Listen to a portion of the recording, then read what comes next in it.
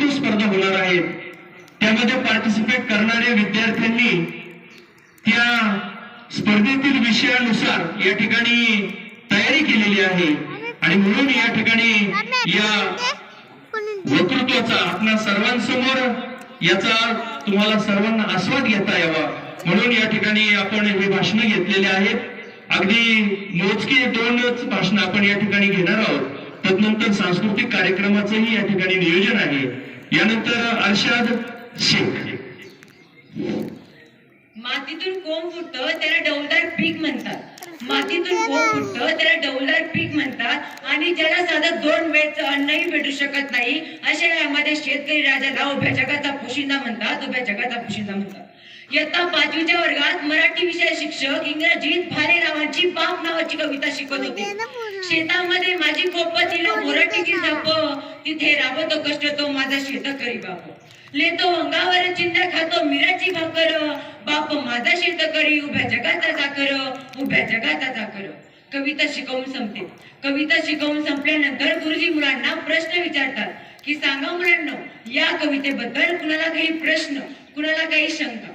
कधीही हात वर न करणारा, सदा एका कोपऱ्यात बसून राहणारा एका सर्वसामान्य शेतकऱ्याचा नामदेव नावाचा विद्यार्थी उठून उभा राहिला आणि गुरुजींना म्हणू लागला की गुरुजी तुमच्या कवितेतला बाप शेतकरी आणि माझ्या वास्तव्यातल्या आयुष्यात जगण्यातला बाप सुद्धा शेतकरी.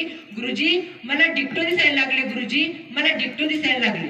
परंतु तुम्ही मला एक सांगा, तुमच्या कवितेतला बाप रात्रंदिवस कष्ट करतो आणि माझ्या आयुष्यात जगण्यातला बाप सुद्धा रात्रंदिवसच कष्ट करतो.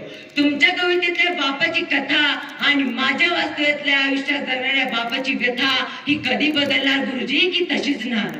गुरुजी रुतरित झाले. प्रश्न रुतरित राहिला आणि हाच रुतरित प्रश्न घेऊन मी व्यासपीठावर उभा आहे. नमस्कार. विषय मांडतो शेतकरी उभ्या जगाचा प्रश्न.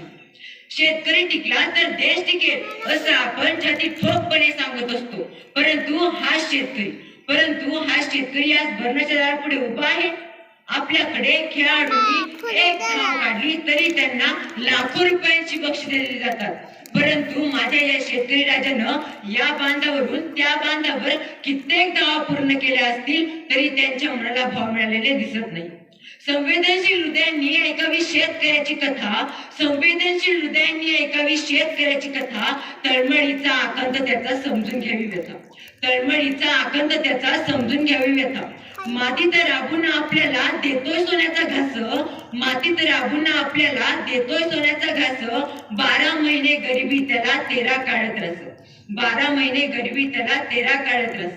आतापर्यंत सोचले त्यानं आता कुठवर सोसायचं. आतापर्यंत सोचले त्यानं आता कुठवर सोसायचं. कधी झेप घ्यायची का मातीतच रुतून बसायचं. याच कवितेला समर्पण करण्यासाठी माझा मराठवाड्यातील अविनाश भारती या नावाचा कवी म्हणू लागतो. प्यावा वाटत नाही विषाचा घोट, प्यावा वाटत नाही विषाचा घोट, पण काय करावं मायबाप सरकार. मातीच्या वासानं कधी भरतं का पोट. मातीच्या वासाने कधी भरतं का पोट.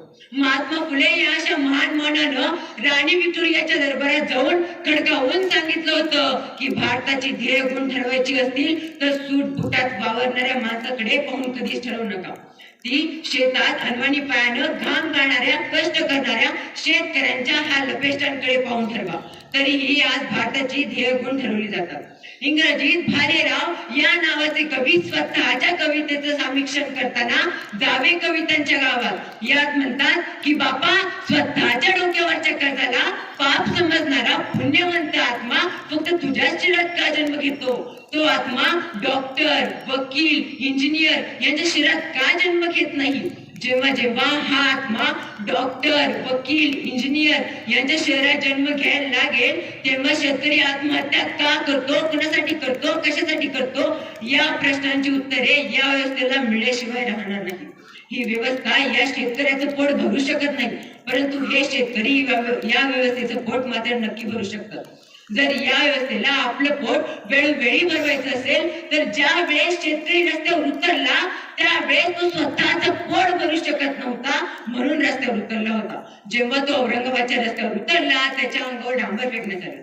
जेव्हा तो कराडमध्ये उतरला त्याच्या अंगावर पाणी मारण्यात आलं. व जेव्हा तो बारामतीमध्ये उतरला त्याच्या अंगावर शाई फेकण्यात आली. मध्यंतरी यवतमाळमध्ये एका आसाराम लामटे सर्वसामान्य शेतकऱ्याने आत्महत्या केल्यावर त्याचा पंचनामा एका शेतकऱ्याच्या शेतामध्ये 51 किलोमीटर लांब करण्यात आला.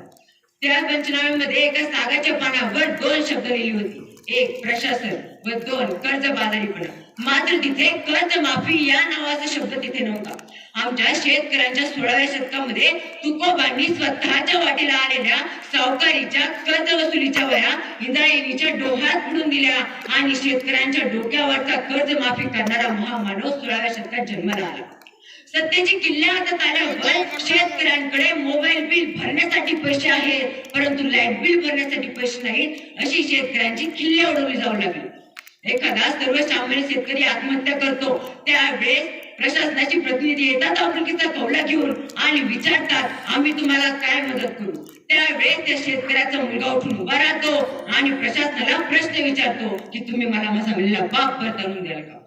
त्यावेळेस शेतकरी का जगतो, कुणासाठी जगतो, मग आता काय करायला हवे, का कुणीतरी येईल आपल्या पाठीवर हात ठेवील अशी भाबडी आशा सोडून द्या. हो मीडिया नो जरा फिरवा की तुमचे कॅमेरे. ऊसाच्या पाचटी थडे गोठणाऱ्या थंडीत ऊस तोडणाऱ्या आय बहिणींकडे दाखवा की या जगाला शेतकऱ्याचं पोषण आणि काळ्या बाजारात आमचं विकलं जाणार दाखवा.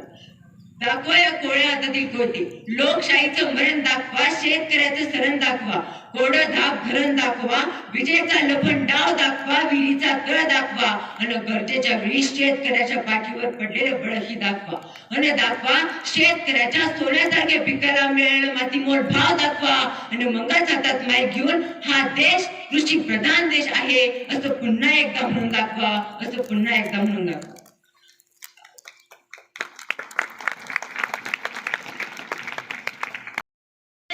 विश्व वंदिता शहा सुनो शिवशेषा मुद्रा भद्राय राजते.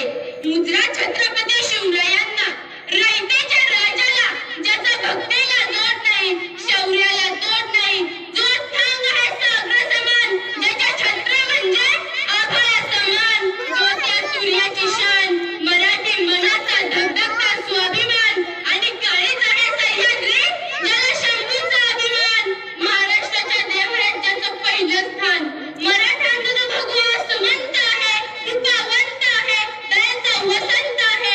त्यांच्या कुशीतून स्वराज्याचं स्वप्न देखणं उदयास आलं. त्या राजमाता राष्ट्रमाता म्हासाहेब जिजाऊ परमुलखामध्ये राहून स्वराज्य निर्मितीचे स्वप्न पाहणारे स्वराज्य संकल्पक शहाजीराजे भोसले, ज्यांचा इतिहास आठवला की डोळ्यात पाणी आणि अंगावर शहारे आल्याशिवाय राहत नाही ते छत्रपती शिवाजी महाराज.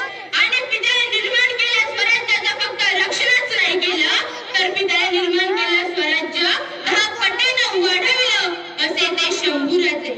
म्हणतात ना, नियतीचे मालिक बना पण परिस्थितीचे गुलाम बनू नका. म्हणूनच तर नाचू कीर्तनाच्या रंगीत ज्ञानदीप लावू जगी. कीर्तनाच्या माध्यमातून समाज प्रबोधनाचे कार्य करणारे संत तुकोबाराय, शब्दही शस्त्र समजून विद्युतीच्या अभंगातून समाज प्रबोधनाचे कार्य करणारे संत नामदेवराय. दिवसभर हातात कराडा घेऊन गाव स्वच्छ करायचं आणि रात्री कीर्तनाच्या माध्यमातून लोकांचं डोकं स्वच्छ करायचं, असं काम त्यांनी केलं ते संत गाडगे बाबा. शिक्षणाची गंगा गोरगरिबांच्या घरापर्यंत पोहोचविणारे डॉक्टर कर्मवीर भाऊराव पाटील. आजच्या मुलींना खऱ्या अर्थाने शिक्षण मिळालं, माझ्यासारखी सामान्य मुलगी त्या ठिकाणी बोलू शकते, ते आमच्या सावित्रीबाई फुले, महात्मा फुले